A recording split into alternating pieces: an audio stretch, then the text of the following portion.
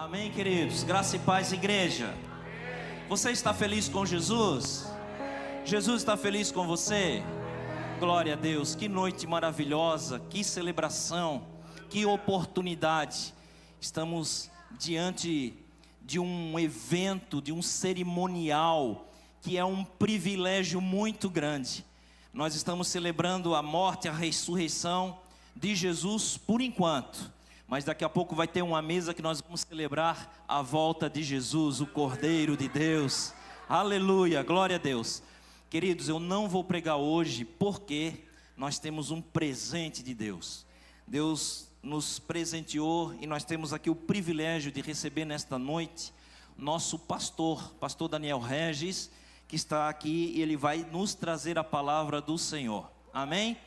Eu quero agradecer a Deus pela vida do pastor Regis, também pastora Raquel, se tiver porventura nos assistindo, receba o abraço da nossa igreja.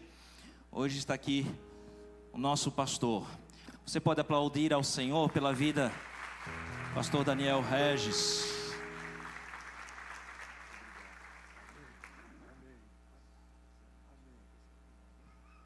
Paz do Senhor. Amém. Glória a Deus.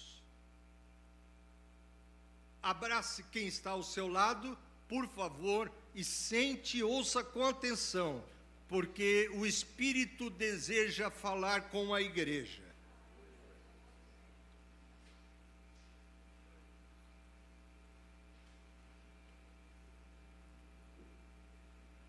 Eu gostaria de começar perguntando, queridos irmãos, vocês já ouviram a expressão fazer a obra de Deus? Quem já ouviu, levante a mão.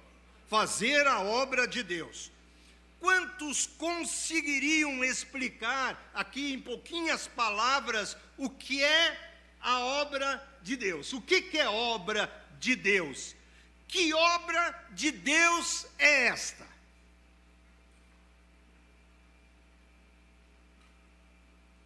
Qual é o nosso papel nesta obra, na igreja do Senhor? Quem somos, eu e você, quem somos nós, dentro desse contexto sonhado por Deus, desde a fundação do mundo?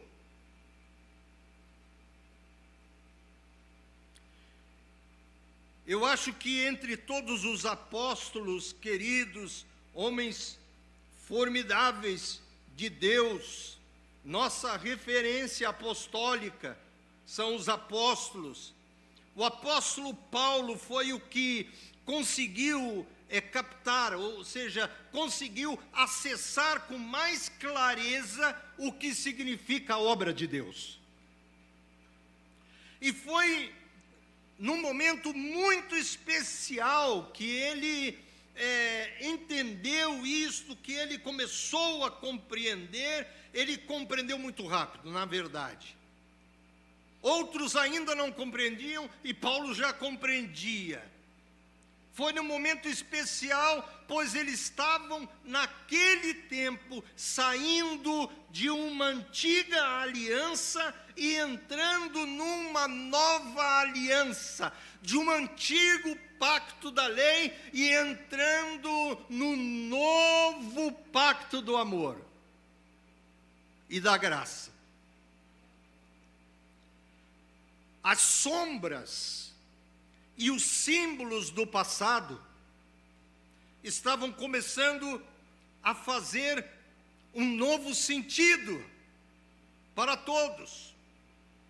As coisas da antiga aliança estavam gerando um novo entendimento que ainda não estava, para dizer assim, pastor Anderson, totalmente entendido. Ainda não era totalmente entendido. Aqui, nesse versículo de Coríntios que Paulo escreveu, ele usa a expressão sábio arquiteto. No original, arquiteto, que é uma linguagem grega do Novo Testamento, é arquitectum. Irmãos, eu não leio grego. Isso aqui tudo eu peguei, eu copiei. E eu achei tão charmoso dizer isso, né? Então eu vou dizer arquitectum, irmãos. Na realidade,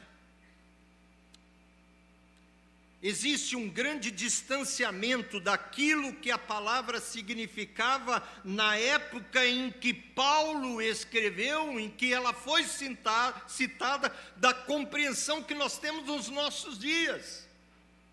Quando você pensa em arquiteto hoje, é totalmente diferente daquilo que Paulo quis dizer. Por isso que eu preciso explicar, para que vocês entendam tudo que o Espírito quer falar com vocês.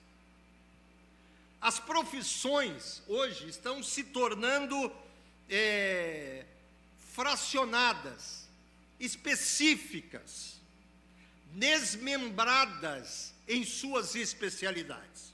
Como assim, pastor Daniel? Por exemplo, antigamente, que eu acho que só eu aqui posso falar de antigamente, quando o meu pai precisava de um médico, ele ia num doutor. As famílias cada família tinha o seu doutor. E ele chegava lá, e esse homem normalmente tinha um bom conhecimento de medicina, no seu todo. Esse homem poderia dar uma consulta, como poderia operar amígdalas. Ele era um faz-tudo. Ele entendia de medicina infantil, entendia da medicina dos idosos, como é que é mesmo? A geriatria, ele entendia de tudo, de quebradura de ossos, ele entendia de tudo.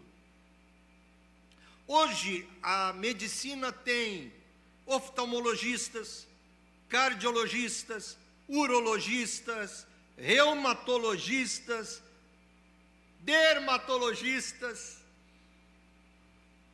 psiquiatras, etc. Cada um busca um profundo conhecimento na sua especialização. Os irmãos estão entendendo? Se estão, digam sim. Sim. E na realidade, muitas vezes ocorre, queridos irmãos, que temos que passar por várias especialidades para a gente obter uma boa leitura daquilo que estamos sofrendo, passando. Existem vezes que a gente passa por diversos médicos e a resposta ainda é: eu não sei. Não sei o que fazer. Na realidade, às vezes, quando se fraciona muito uma coisa, quando se divide muito uma coisa, se especifica muito uma coisa, nós podemos terminar perdendo a cosmovisão do todo.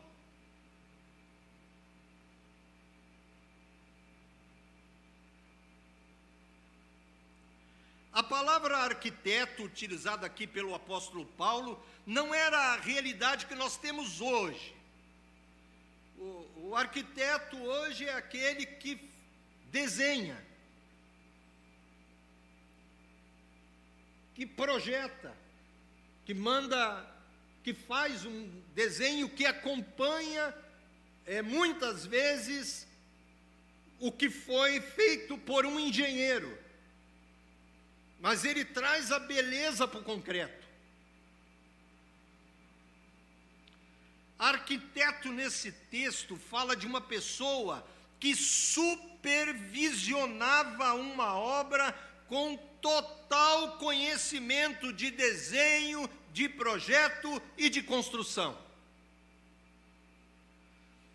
Ele fazia isso e precisava ter esse total conhecimento, porque ao final ele tinha que atestar se a obra estava bem edificada, bem construída, dentro dos padrões do projeto feito. Paulo estava dizendo: eu sou esse homem, sábio, eu sou supervisor e sou administrador de uma obra. E quando nós seguimos estudando, queridos irmãos, sobre isso, e caímos lá na epístola de Hebreus, que para mim foi escrita por Paulo também, no capítulo 11, no verso 10, diz o seguinte: porquanto, aqui ele vai falar sobre Abraão, porquanto aguardava alcançar a cidade que tem alicerces magníficos, da qual, escutem, Deus é o arquiteto e construtor. Interessante que o escritor de Hebreus usa a mesma palavra arquiteto, né? Sendo que em Hebreus a palavra original para esse texto é distinta da utilizada lá em Coríntios. A palavra utilizada no grego é teknis, nisso que está escrito em Hebreus. E o que está escrito em Coríntios, no grego, é tekniton. Vocês vão entender. Essa palavra fala em Hebreus de quem desenha, o mesmo que desenha projeta, o mesmo que projeta executa a obra. Ou seja, aquele que faz absolutamente tudo.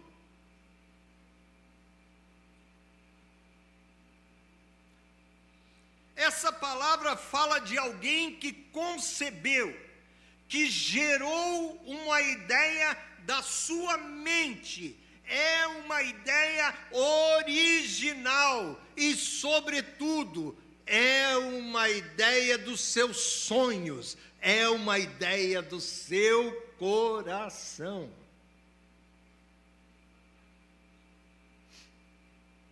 Aqui a palavra está dizendo que Deus é essa figura, que Deus sonhou com uma grande obra e que detalhou esta obra num projeto. Quantos estão me acompanhando? Vocês querem ver? Vai começar a ficar mais fácil agora. Quando a arca foi construída, foi Deus que deu as dimensões e todos os detalhamentos. Quando o tabernáculo foi construído, foi Ele que deu cada um dos detalhes do tabernáculo, que era muito detalhado, foi tudo Ele que deu.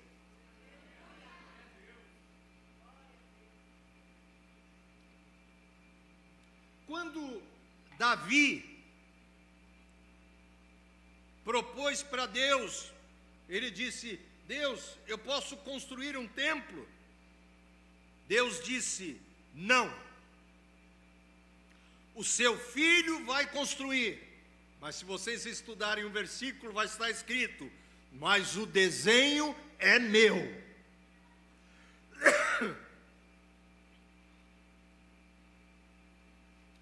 Onde eu estou querendo chegar?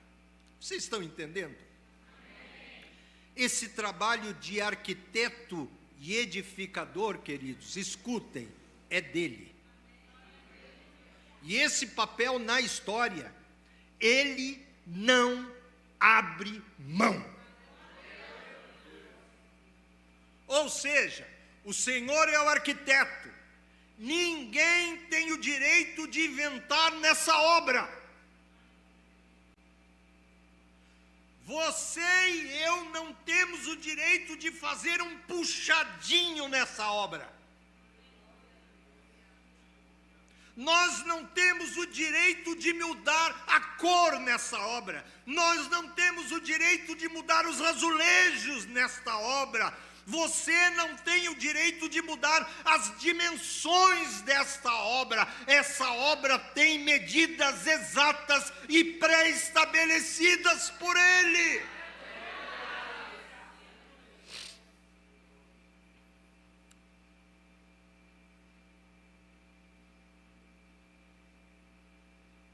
É por isso que quando você vê na palavra Deus falar em obras, você o vê dizendo: faça exatamente o que eu estou dizendo. Minuciosamente o que eu estou dizendo.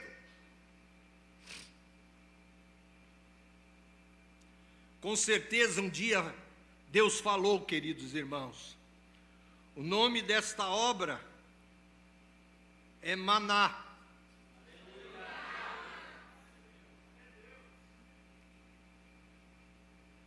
O nome desta obra é Maná. É igreja? Sim, é igreja. É parte da igreja do Senhor como corpo de Cristo na terra. Porém, no projeto está escrito, porque isso não foi de autoria de ninguém. Quem deu o nome ao projeto foi o construtor, foi o que desenhou, foi o que arquitetou. Ele disse: o nome será Maná, Ministério Apostólico Nações por Herança.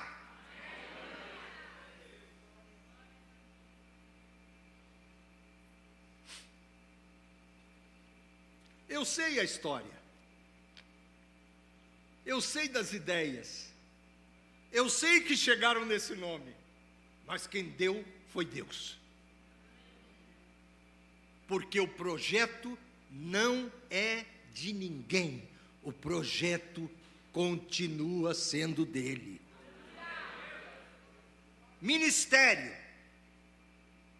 Ministério Apostólico Nações por Herança. Ministério. Que é ministério? Atividade designada por autoridade direta de Deus.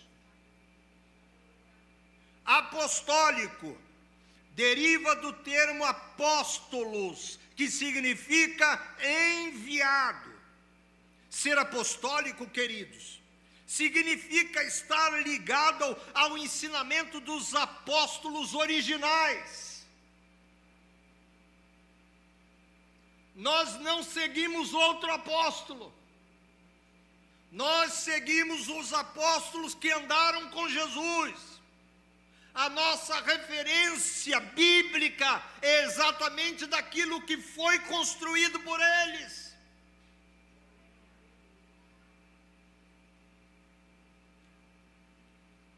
E o ensinamento deles foi um ensinamento naquela época de multiplicação.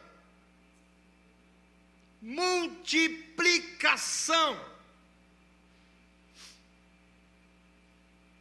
Pessoa ganha pessoa. Ovelha ganha ovelha. Nações. O que são nações nesse projeto, no título desse projeto? Pessoas de todas as raças. Mas como assim, pastor? Então, não, escutem, é do vizinho que mora porta a porta com você, as pessoas dos cantos mais remotos da terra, começando por Jerusalém. Herança. Para isso eu vou direto ao Salmo número 2. Salmo 2, versículo 8, que diz: pede-me, e eu te darei nações por herança, e os confins da terra por tua possessão. O que é isso? Isso é um nome pomposo. É pomposo. Ah, isso é um nome inteligente. Inteligente. Ah, isso é um nome de marketing. É, também. Mas quem deu foi Deus. Quando o engenheiro é constituído para fazer uma obra, é necessário viabilizar diversos projetos, queridos irmãos, não é um só. É a planta de desenho arquitetônico que vai para a prefeitura, é o projeto estrutural, o projeto de fundação, o projeto de elétrica, o projeto de hidráulica, o projeto de ar-condicionado e etc. O engenheiro tem que estudar todos os projetos, para que na hora que a construção está sendo realizada, ele possa conferir com total precisão, pelos projetos, a edificação que está sendo feita. Se lá no antigo pacto, na velha aliança, na construção da arca, havia uma pilha de projetos que Deus deu a Noé. No tabernáculo, havia uma pilha de projetos que Deus deu para Moisés. Na construção do templo, mais uma pilha de projetos. E todas estas estruturas eram, vocês já devem ter estudado isso, eram sombras para uma realidade futura, que seria o que é hoje a igreja.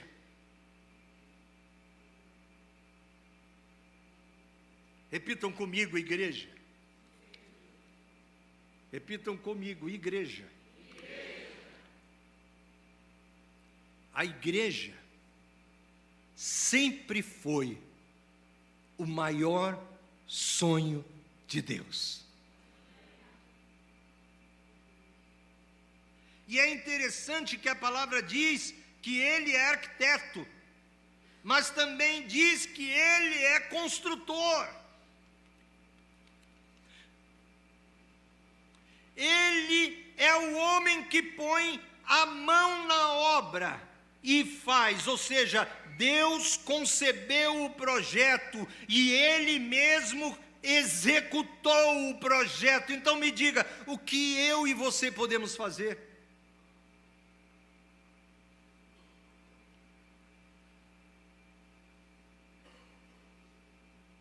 Ele fez tudo. O que nós temos para fazer, pastor Roberto?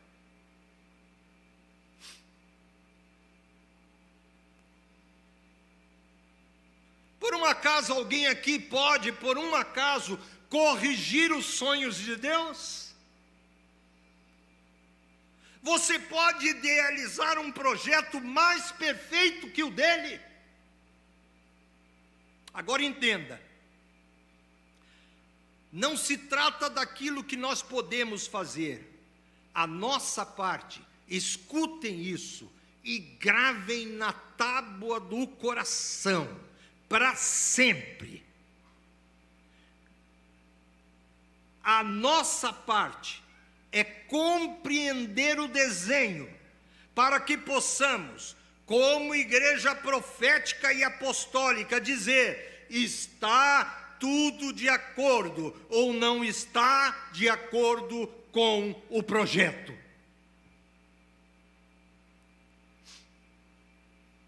Irmãos, isto é mais sério do que vocês possam imaginar. E eu vim nessa noite para avisar o que Deus quer fazer. O que Ele vai fazer.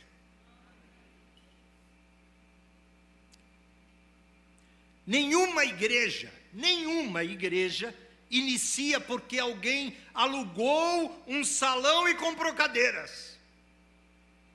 A igreja nasce de um envio. Ela é gerada de acordo com um desenho, de um projeto. Entendam, queridos irmãos, existe um projeto. Não, eu vou ter até que repetir, porque eu acho que os irmãos não entenderam. Irmãos, escutem. Existe para nós um projeto. E esse projeto não veio do coração dos nossos líderes. Veio do senhor pastor Anderson? Não veio.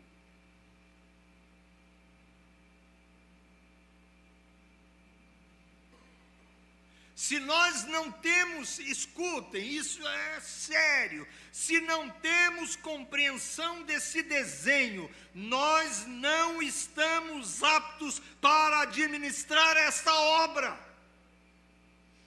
Agora é um pouquinho pesado, vai passar, irmãos, mas aguenta aí, tá? Em outro texto, a Bíblia nos chama de dispenseiros da graça. No grego, é oikonomia, ou seja, uma administração de oikos, que são casas. Administração que começa a partir da sua casa, da sua casa, da casa dos irmãos. É lá que começa. Sabe por quê? Porque a primeira célula da igreja é a nossa casa. Escute isso.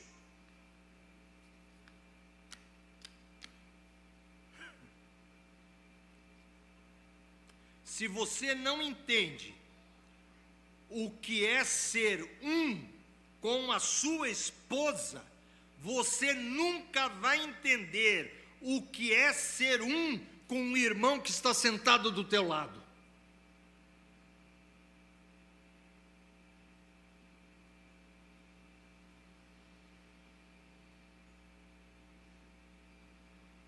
Administrar a graça é conhecer o projeto com absoluta precisão. É por isso que, escutem, é por isso que um ministério jovem precisa caminhar com uma paternidade. É um perigo, um ministério precoce de pessoas que não se sujeitam a ninguém. Para conhecer um desenho, um projeto, é necessário tempo. Ninguém consegue dando uma olhadinha, uma leitura, como é que é aquela leitura? Há uma leitura dinâmica, esqueçam isso. Por isso a importância de uma paternidade que possa, com conhecimento, com calma, com amor, ir conduzindo a execução do projeto. Ninguém se torna um engenheiro do dia para a noite.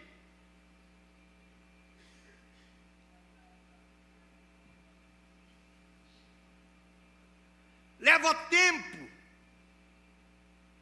ainda mais como nós estamos falando das coisas espirituais.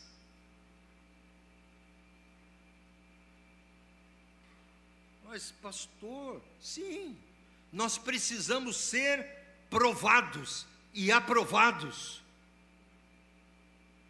Administrar uma obra não é uma coisa simples. E ela nos aponta riscos perigosíssimos. Que risco, pastor Daniel? Você veio hoje com essa pimenta e está ardida, pastor. O que é isso? Quando nós não sabemos profeticamente, espiritualmente, mundo espiritual, quando nós não sabemos discernir as estações,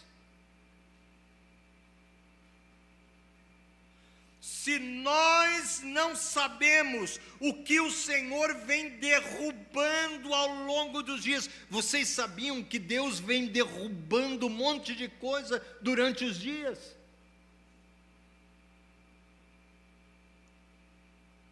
Se nós não entendemos o que o Senhor vem, pela sua graça, desconstruindo, nós corremos risco. O Senhor está desconstruindo, eu afirmo aqui essa noite, e falo em nome do Senhor, o Senhor está desconstruindo.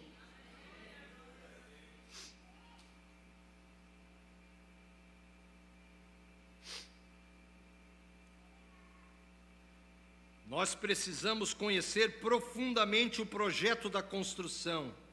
E essa é uma construção coletiva. É com você. É com você. Não é meramente uma construção. Escutem, irmãos. Aqui hoje eu vou bater nisso. Mas, pastor, hoje é um dia de domingo, ceia. Vocês me desculpem, essa é a oportunidade que eu tenho.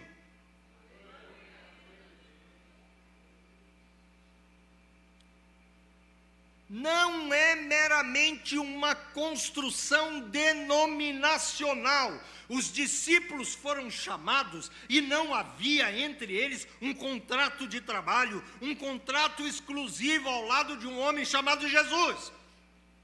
Eles eram diferentes entre si, mas sabiam caminhar juntos. Eles entendiam a importância de estar convergindo com um propósito. Escutem e pensem no que eu vou dizer. Na expressão espiritual do termo reino de Deus, não existe nenhuma compatibilidade com o espírito denominacional. Vocês entenderam, irmãos? Vocês não estão gostando? Se vocês não estão gostando, vocês vão ter que ouvir do mesmo jeito, porque eu vim para falar. E eu não vou sair daqui enquanto eu não falar. Se o que você pensa construir está ligado a uma denominação, a tua construção está desalinhada com o desenho divino, no projeto de Deus, nos seus sonhos e nos seus desenhos, não está escrito a palavra denominação.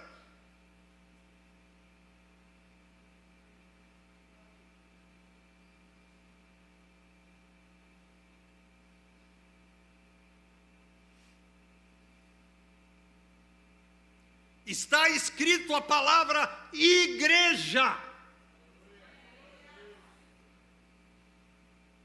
E por que é um perigo? É porque se eu não tenho conhecimento exato do desenho e não tenho a humildade de buscar ajuda de alguém que tem esse entendimento espiritual alicerçado, eu vou construir uma religião, e de religiões o mundo está cheio. Religião gera religiosos. Não se trata aqui de maior ou melhor, se trata de precisão, acerto, direção, prumo espiritual na construção. Isso aqui está lindo. Glória a Deus por isso. Você pode dar glória a Deus por esse local? Mas olha, eu fiquei espantado. Glória a Deus, mas isso é nada.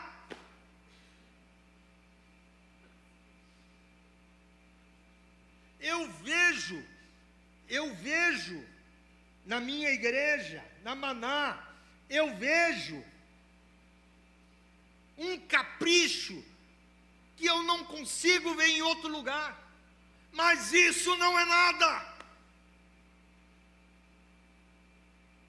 Eu vejo o esforço dos irmãos, meu Deus, Eu vejo o esforço dos irmãos, mas escutem, isso também não é nada. Jesus nunca chamou, prestem atenção no que eu vou falar, Jesus nunca chamou de transgressor, por exemplo, uma prostituta, um ladrão. Se vocês acharem na Bíblia, quando Jesus teve uma discussão dessas de chicote com um ladrão, ou com prostitutas, ou com qualquer tipo de pessoa desse gênero, ele sentava com as prostitutas. Ele inaugurou o paraíso do lado de um ladrão. Ele disse: ainda hoje estarás comigo no paraíso. Era uma inauguração e ele levou um ladrão.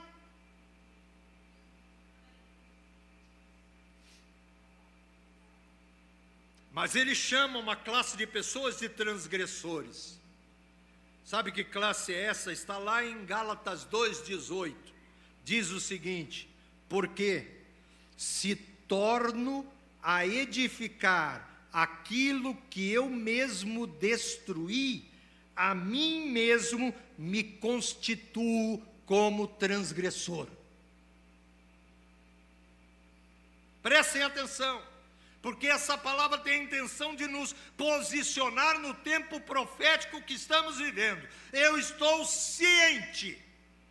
O irmão Daniel Regis está ciente. Eu declaro diante de Deus, eu declaro diante da igreja de Jesus que está aqui, que eu estou ciente que existe uma mensagem de desconstrução de estruturas danosas, que a religião levantou e que serviu para matar e dividir pessoas. Ovelhas sem alimento, doutrinas humanas que lançou milhões de pessoas em direção ao inferno, endeusamento de homens e líderes, entidades religiosas que se tornaram políticas, que geram lixo, grupos que simplesmente perderam a graça do Senhor. Correm atrás do poder humano e deixaram de lado o amor, a comunhão, as vidas das pessoas, o desejo de conduzir essas pessoas à salvação.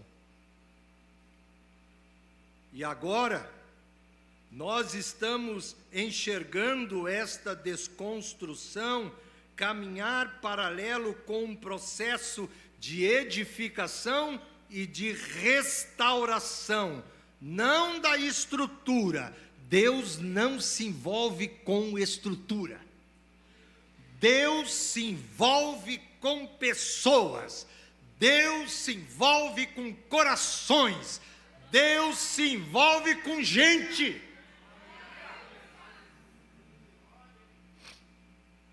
Eu sinto que o Senhor está edificando nesse tempo uma igreja segundo o seu desenho.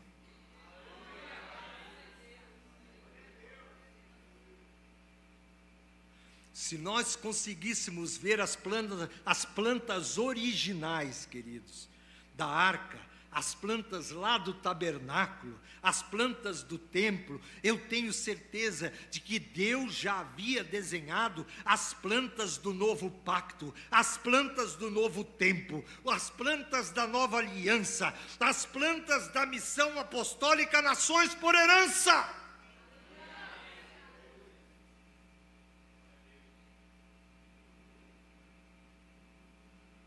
O desenho de Deus para o cumprimento real da sombra do antigo pacto para a nova aliança se chama igreja. O projeto de Deus para esse novo tempo se chama igreja, não denominação, não convenção, nada de pompa.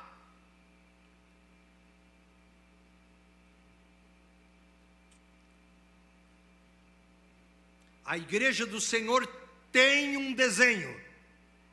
A igreja do Senhor tem um projeto. Na noiva não existe lugar. Na noiva não existe lugar para a criatividade humana. Igreja é local para a obediência ao desenho do céu, porque ela não pertence a mim, ela não pertence a você, a igreja pertence a Ele. Ele continua no controle da igreja. Ele é o dono da igreja. E outro detalhe, Ele não perdeu o controle da igreja. Ele continua no barco. Efésios 4:11 diz o seguinte: e Ele mesmo concedeu uns para apóstolos, outros para profetas, outros para evangelistas, e outros para pastores e mestres.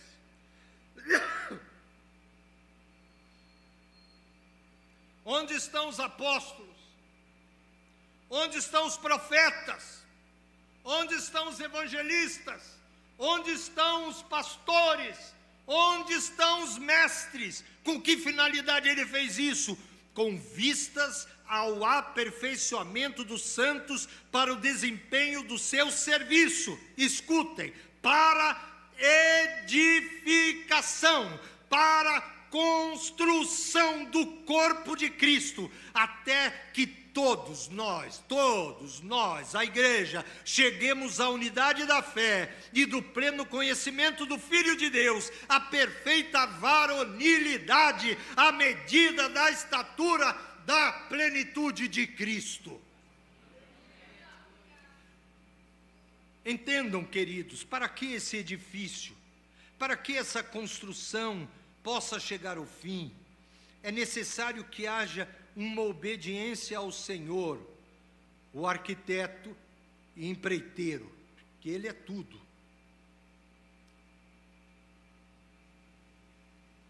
Eu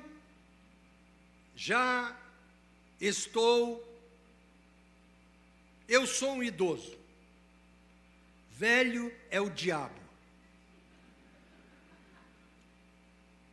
Eu tenho 20 anos, queridos, corpo de 70. Eu passei, como igreja do Senhor, por um processo de desconstrução nos últimos anos. Aí eu vejo pessoas que dizem: eu saí do sistema. Eu deixei as estruturas. Aí eu pergunto: e você está fazendo o quê? Eu estou começando um novo sistema pessoal. Muita gente construindo uma nova estruturazinha pessoal. Sabe o que eu penso? Eu penso que são pessoas que saíram de um lugar e perderam a dimensão do que é igreja. Perderam o rumo. É preciso tomar muito cuidado, pois imagine o que acontece se eu volto a construir aquilo que Deus derrubou. Se eu volto a construir nos moldes do antigo pacto. Deus acabou com o antigo pacto e Ele trouxe para nós a nova aliança depois da cruz do Calvário. O véu foi rasgado. Todos nós somos sacerdotes.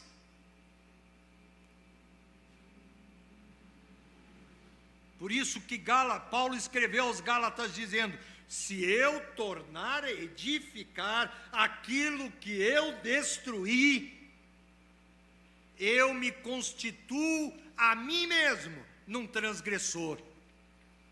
Essa palavra tem um objetivo de dar um alerta. Escutem, não tem problema nenhum se você não compreende com clareza o desenho. Não tem problema. O problema é você achar que conhece sem conhecer.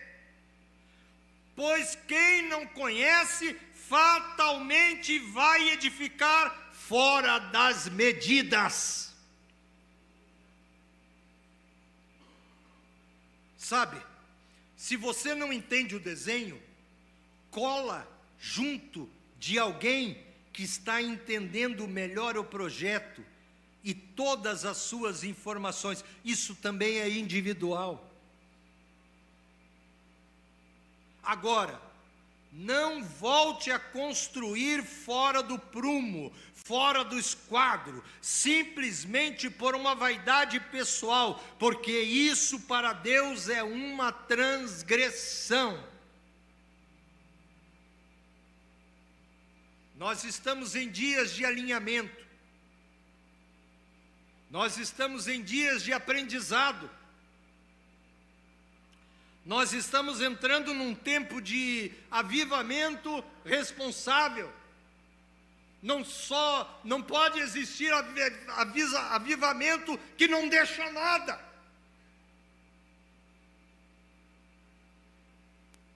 Avivamento que não traz crescimento, avivamento que não traz frutificação.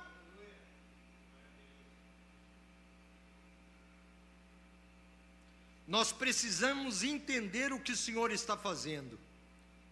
Nós não podemos estar perdidos sem entender as estações espirituais. Por isso a importância de entender as estações e os tempos, como a tribo de Issacar, que sabia discernir os tempos. Essa tribo, queridos, vocês podem depois, em 1 Crônicas, estudar sobre isso. Eu não vou ter tempo, já encerrei, estou encerrando. Esta tribo, aparentemente sem grande importância, tem muito para nos ensinar no dia de hoje. Eles tinham uma visão espiritual sobre o que Deus estava para fazer e estavam prontos para trabalhar nas mudanças necessárias para fruir os propósitos de Deus.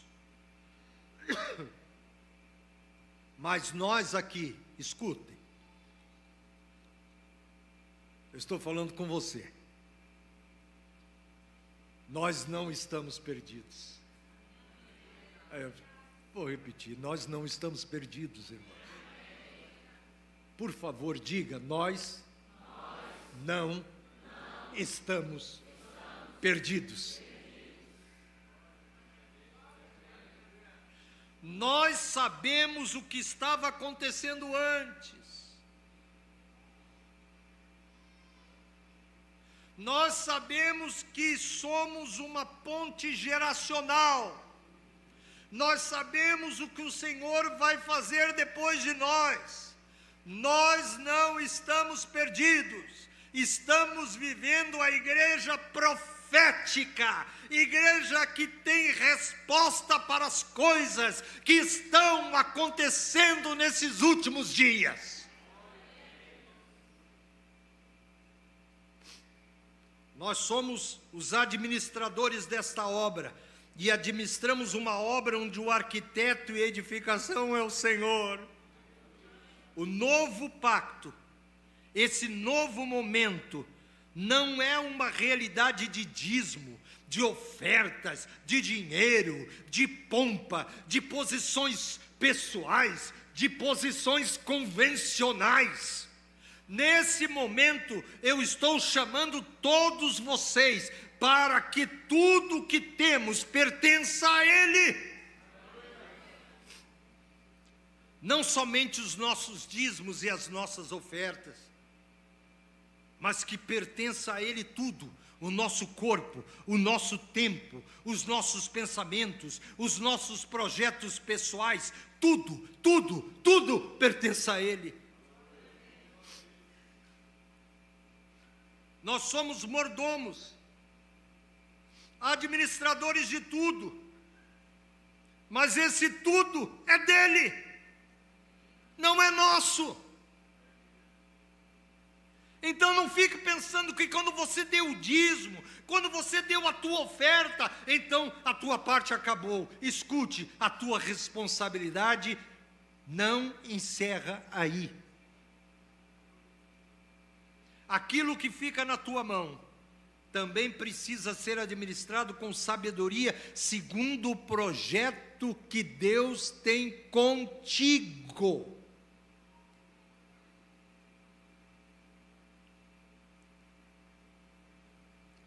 Entendam,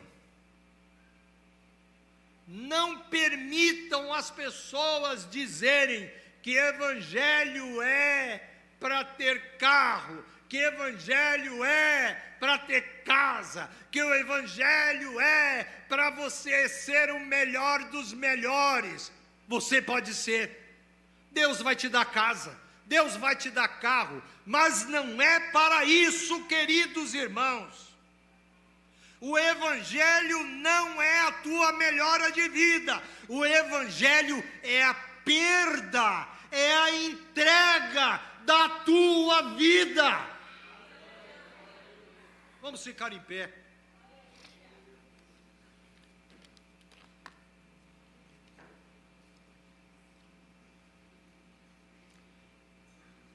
Não existe direito a nada. Mas pastor, você está pregando totalmente o contrário que as igrejas andam pregando. Estou.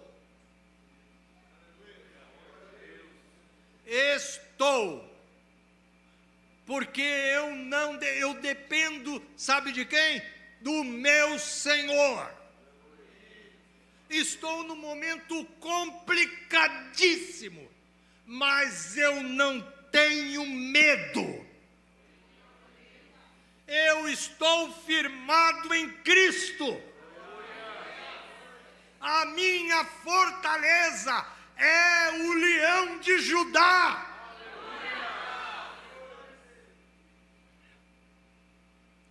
Escutem, nós não temos direito a nada, somos administradores da graça. Tudo o que administramos não é nosso.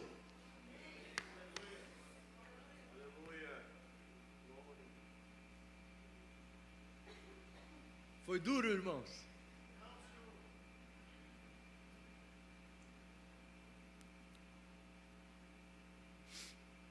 Não esqueça que antes de passar para vocês, passou por mim.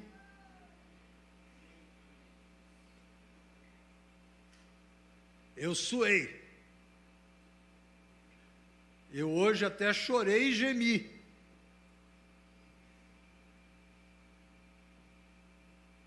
Porque entender de fato uma palavra que parece que estava esquecidinha, né? Estava lá num cantinho, meio guardadinha, e trazer essa palavra para a luz, porque essa é a verdade do Evangelho. O Senhor tem tudo para te dar? Tem tudo para te dar. Tudo! Eu encerro dizendo o seguinte: eu tinha uma empresa de ouro.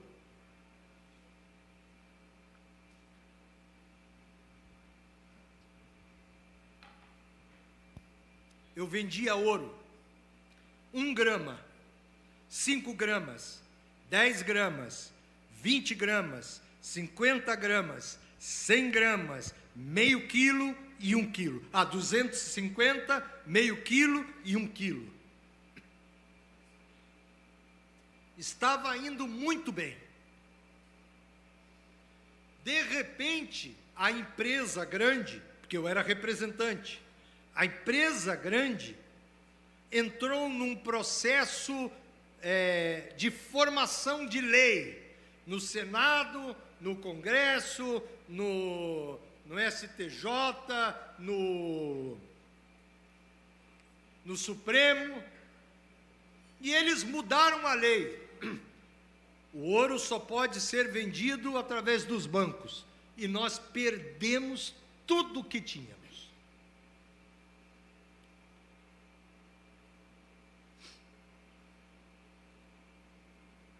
Eu que tinha alguma coisa,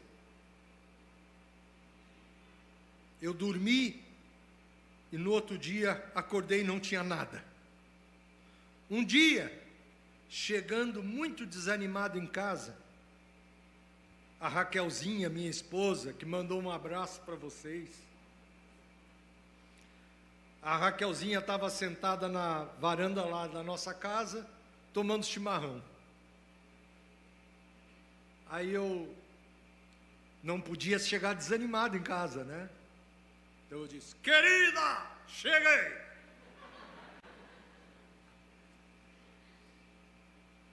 Tá tudo bem? Ela, tudo bem, tudo 100%. Mas que maravilha! Por que está tudo apagado, querida? Porque cortaram a nossa luz. Mas esse pessoal me persegue, parece. Não tinha pago, já fazia alguns meses, não tinha dinheiro. Falei: vou ligar para lá. Ela disse: cortaram o telefone. E eu fui demolindo. Sabe, Larissa, quando a pessoa vai ficando pequenininha? O Senhor tinha dito para mim: Daniel, fecha a empresa. Eu disse: não, Senhor, eu não posso fechar a empresa, porque são muitos trabalhadores, são famílias, eu tenho responsabilidade com as famílias. Passou um tempo, ele disse: Daniel, fecha a igreja, a empresa. Falei: Senhor, como é que eu vou fechar algo que o Senhor abriu? Foi o Senhor que abriu, não posso fechar. Tentando driblar o Senhor. Na terceira vez, ele fechou. Ele lacrou. Não teve jeito nem de pegar as minhas coisinhas, porque ele lacrou. E cheguei em casa, aí falei a Raquel, eu falei: tá, porque o Senhor disse: fecha, porque eu tenho um projeto com você. E eu queria escapar do projeto.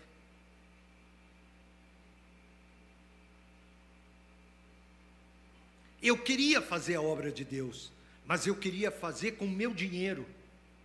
Ou seja, eu queria fazer do meu jeito. Eu tinha um projeto.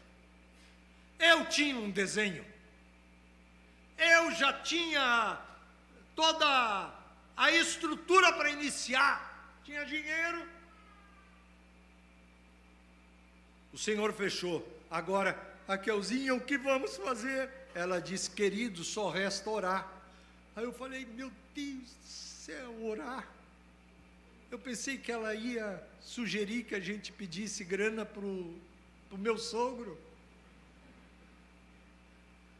Ela disse: vamos orar. Aí nós fomos na nossa sala.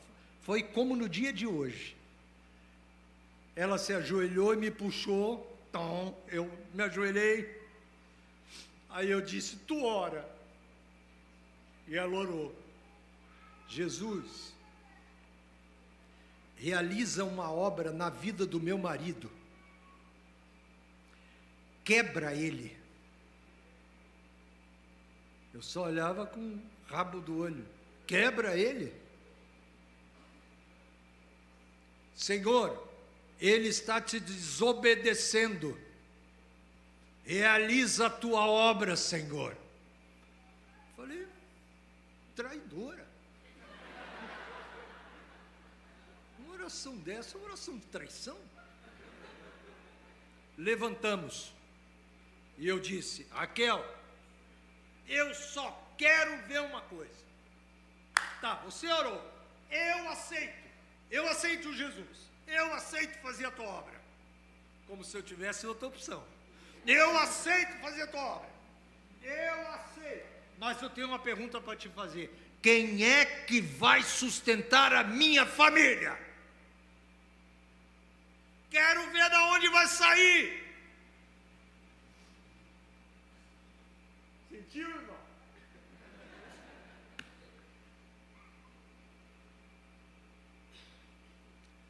Passou-se uns dias, aí teve um telefonema lá para casa. É da casa do irmão Daniel? Sim, é ele que está falando. Alô, pastor Daniel, aqui é Nelson Rosenberg, da Assembleia de Deus de Cacoal, Rondônia. Falei, misericórdia, será que eu estou devendo alguma coisa? Irmão, eu queria convidar você para cantar no nosso encontro de jovens. Falei, mas eu não sei cantar. Sabe sim, irmão, eu tenho um disco seu. Eu falei, não, entenda, esse é o meu primo, que é presidente da Donep, então ele me deu essa cancha de cantar, de fazer esse disco, era um disco, de fazer esse disco, e me deu 100 discos de graça. Ele falou, muito bem, eu compro os 100 discos. Eu falei, opa. Eu falei, mas como é que eu vou fazer, irmão? Eu não entendia nada. Jairo, nada. Como é que eu vou fazer? O irmão não tem que fazer nada. Eu vou comprar a passagem, a igreja que vai comprar a passagem, o irmão vai ficar no hotel, o irmão vai almoçar, jantar e tomar café na igreja, e o irmão vai cantar. Eu disse, bem, isso parece uma barbada. Cheguei lá, não posso falar o que eu ia falar, uma cidade maravilhosa, mas é o seguinte, cheguei lá e pensei, o que eu estou fazendo aqui? Isso nunca vai dar certo, eles não vão gostar da minha voz, eu não vou conseguir cantar, eu nem canto bem, e outra coisa, esses hinos aí eu só gravei, eu nunca cantei, e tem o playback. Meu Deus, que agonia. Chegou na hora de ir para a igreja, eu tomei um banho, botei um terno e cheguei na portaria e disse, onde é a Assembleia? É nessa rua. Adiante, 1 quilômetro. Ninguém veio me buscar. Aí eu fui andando, fui a pé, com a minha Bíblia e meu playback. O pacote de 100 discos eu não tinha esquecido, estava lá no hotel. Cheguei lá, não tinha absolutamente ninguém na igreja. Falei, mas que isso? Que povo atrasado. Depois eu fui ver que lá tinha fuso horário diferente. Eu estava 2 horas na frente. Me ajoelhei, comecei a ler a Bíblia. Li, orei, e vi um barulho. Olhei para trás, levantei a cabeça assim, que eu estava ajoelhado no banco, no chão, entrou uma irmãzinha, e eu amo os irmãos. Você ama os irmãos? Não senti firmeza, hein? Eu amo os irmãos. Eu sinto um amor pelos irmãos que eu tenho vontade de levar para casa. Era uma indiazinha, irmão, era um toco de gente, assim, pequenininha, gordinha, mas ela era tão bonitinha, uma senhora, e ela veio na minha direção e eu abri os braços, para dar um abraço, né? Aí, quando eu cheguei perto, ela disse, para aí, homem de Deus, que eu quero falar contigo. Eu já tremi. Cheguei para trás, ela disse, realiza a minha obra, que eu sustento a tua família.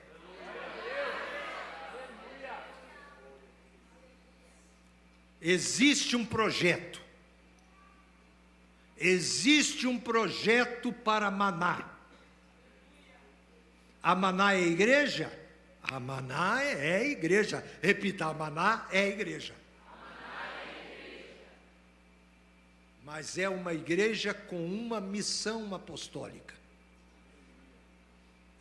Eis aí a diferença.